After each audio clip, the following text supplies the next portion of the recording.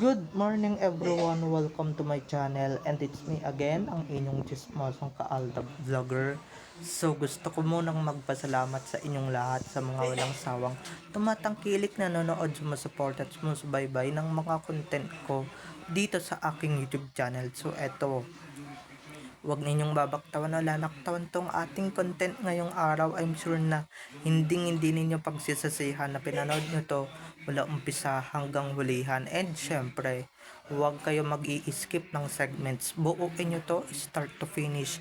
Kaya eto na, dumako na tayo sa ating main topic for today's video. Agad-agad. Ito na nga.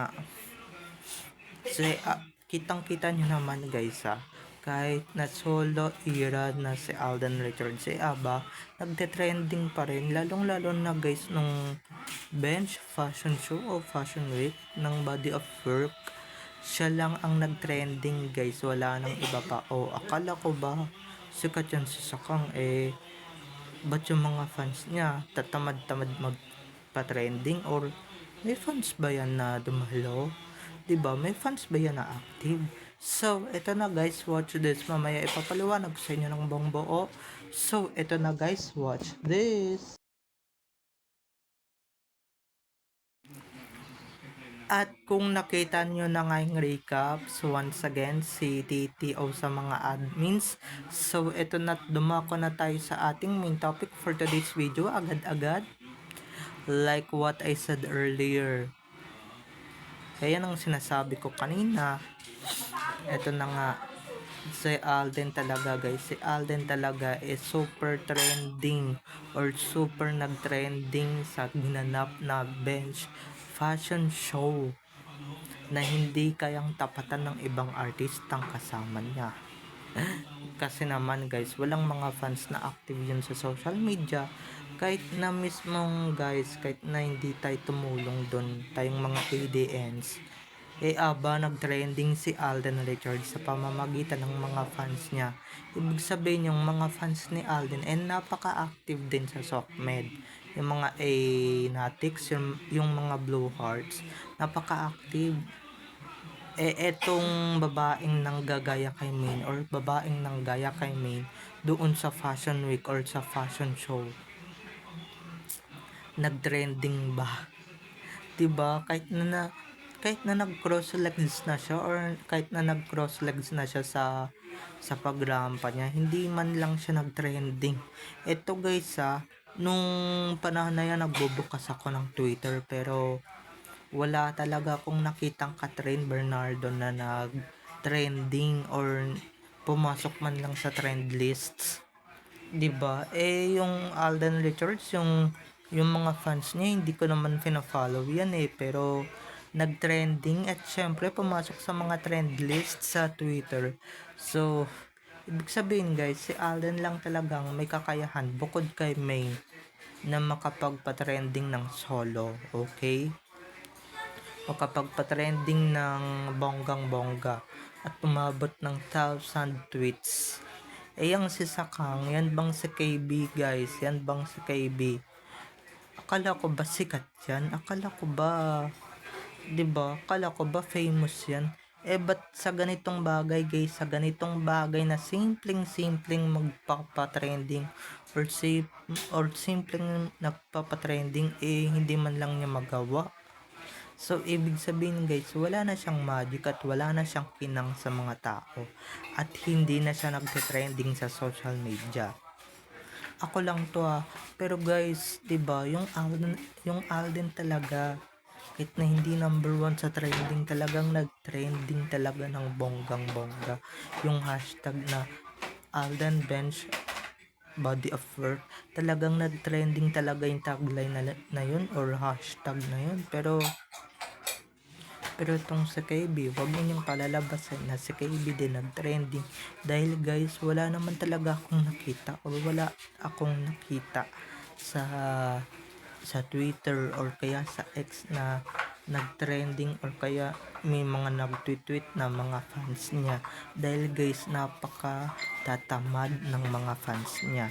Ako na mismo may nagsasabi, tamad talaga yung mga fans niya or tamad talaga yung mga fans niya. Diba? hindi talaga sila maasahan pagdating sa pagpapatrending or pagdating sa pagte-trending ng idol nila, 'di ba? Samantalang yung Anays eh, 'di ba? O sabihin nyo na nag-participate din kami, 'di ba? Ganyan kami kalakas, 'di ba? Ganyan kami ka-supportive kahit na 'di ba? Or kaya sabi ninyong hindi kami sumali sa pagpapatrending diyan kay Alden, diyan sa body of work, 'di ba? At least yung mga fans niya active na active, 'di ba? 'Di ba? Active na active and syempre ipinagmamalaki nila si Titsoy. Yung si KB guys, buwat nung naghiwalay sila nung cross eyes niyang jowa, wala na, hindi na siya nag-trending at hindi na siya pumapasok sa trend list sa Twitter. Kaya kahit kailanman guys, hindi siya pumapasok or hindi siya pumasok sa trending list ng Twitter. 'Di ba? Kung noon, guys, 'di ba na kahit nga noon ng 2017, pinagpa-partner pa sila nung duling niyang jowa 'di ba? Hindi man lang siya nagte-trending or hindi man lang siya nag-trending, 'di ba? Kinabog pa sila ni Main dun, 'di ba? Kaya itong taon na to na akala mo naman um, na maa-achieve niya ng bonggang-bongga yung outfit ni Main para lang mapansin ng isang Tisoy, diyan siya nagkakamali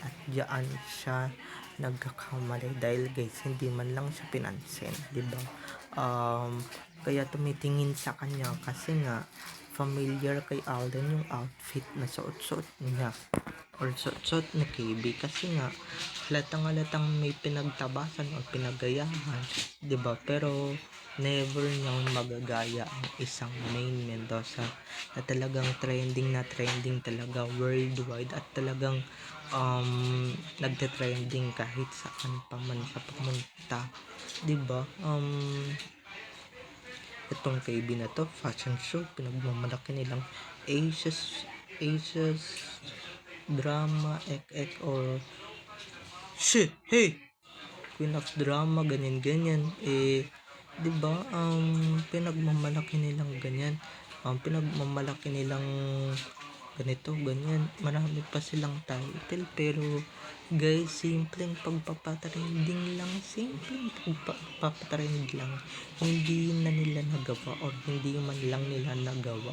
So ibig sabihin guys, walang kwenta yung mga solo fans ni KB, 'di ba? Yung mga solo fans niya 'di ba, mga walang kwenta ng bonggang-bongga, and syempre mga wala man lang silbi, hindi man lang nila mapatrend yung idolette nila, 'di ba? Ibig sabihin guys, nung nawala yung duling, hindi na nagte-trending at hindi na pinag-uusapan si KB. Wag ninyong ipagmalaki na napag-uusapan pa rin yan nung naghiwalay sila ni Duling dahil ako guys, ako mismo dati nilang fan, hindi na ako naniniwala na napag-usapan yan si KB before or si KB ngayon, 'di ba? Kahit before pa o maski before, 'di ba? Napag-uusapan siya because of her collab team partner sa totoong buhay na si DJ. Pero ngayon na naghiwalay sila or nagkaroon ng issue, hindi na guys, hindi na sila bigla na lang nag-disappear ang tambalan or nag-disappear yung kanilang fandom ng bonggang-bongga, 'di ba? Dahil ako guys, naniniwala ako and syempre na hindi niya kayang magpa-trending, hindi gaya ni Alden, yun pala yung gusto kong sabihin, na kahit solo siya, kahit wala si Main sa tabi niya, kaya niyang makapagpa-trending ng kanyang sarili. Hindi kagaya ni KB na aasa lang talaga sa collab team para lang mapag-usapan or para lang mapabango ang kanyang showbiz career na naghihingalo na, okay? So wawa namang KB yan, hindi man lang nag-trending kahit Kahit yung pa-hashtag man lang na sana inimbento ng mga fans niya, hindi man lang siya nag-trending, nakakahiya sila ng banggang-bangga. So, bye-bye na mga ka-ADN. I love you all. Have a nice day. Keep safe and God bless everyone.